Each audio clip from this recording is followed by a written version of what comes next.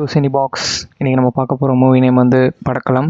இந்த மூவி வந்து ரீசெண்டாக ரிலீஸ் ஆன மலையாள மூவி. நான் இது ஒரு காலேஜ் பேஸ் கொண்டு போகிற ஒரு மூவி. இதில் மொத்தம் 3 கேரக்டர்ஸ் இருப்பாங்க. அந்த 3 கேரக்டர்ஸில் ஒருத்தர் வில்லன், இன்னொருத்தர் ஹீரோ அண்ட் இன்னொருத்தர் வந்து சைட் கேரக்டர் மாதிரி. அந்த வில்லன் கிட்ட வந்து ஒரு ஹிஸ்டாரிக்கல் பேஸ் பண்ணி ஒரு பவர் இருக்கும். அந்த பவர் என்னென்னா ஒரு கேம் மாதிரி, அதாவது ஒரு லூடோ கேம் மாதிரி இருக்கும். அதை வச்சு ப்ளே பண்ணி அந்த கேரக்டர்ஸ் எல்லாம் அவர் கண்ட்ரோல் பண்ணிகிட்டு இருப்பார்.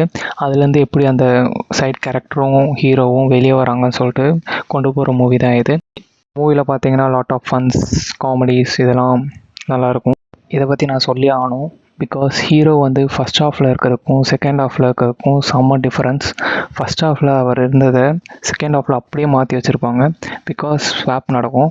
ஹீரோ, வில்லன், அந்த சைட் கேரக்டர் அவங்க 3 பேருக்குள்ளே அந்த கேம் விளாண்டு ஒரு மிஸ் அண்டர்ஸ்டாண்டிங்னால ஒரு ஸ்வாப் நடக்கும். அதுக்கப்புறம் மூவியே வேறு லெவலில் பீக்காக போகும். கண்டிப்பாக அந்த மூவியை பாருங்கள். 100% ஃபன் கேரண்டி. தேங்க்யூ. பபாய்.